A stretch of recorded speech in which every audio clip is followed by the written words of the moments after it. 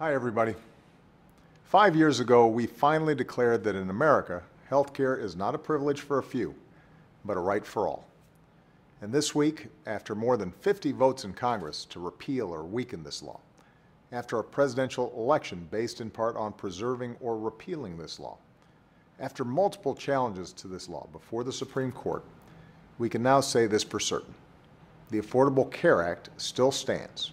It is working, and it is here to stay.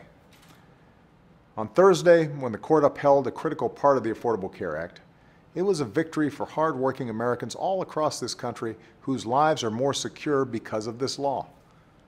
This law means that if you're a parent, you can keep your kids on your plan until they turn 26. If you're a senior or an American with a disability, this law gives you discounts on your prescriptions. You can't be charged more just because you're a woman, and you can't be discriminated against just for having a pre-existing condition. This law is working exactly as it's supposed to, and in some ways better than we expected it to. So far, more than 16 million uninsured Americans have gained coverage. Nearly 1 in 3 Americans who was uninsured a few years ago is insured today. The uninsured rate in America is the lowest it's been since we began to keep such records. The law has helped hold the price of health care to its slowest growth in 50 years. If your family gets insurance through the workplace, not through the Affordable Care Act, you're paying about $1,800 less per year on average than you would be if trends before this law had continued.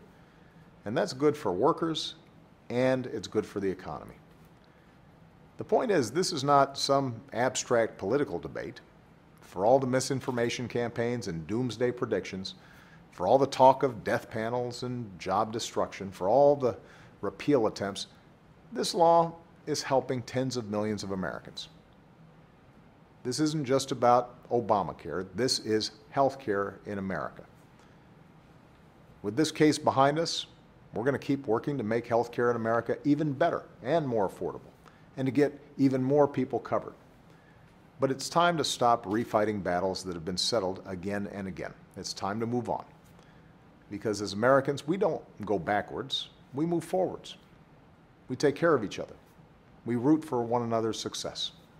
We strive to do better, to be better than the generation before us. And we try to build something better for the generation coming behind us. With this behind us, let's come together and keep building something better right now. Thanks, and have a great weekend.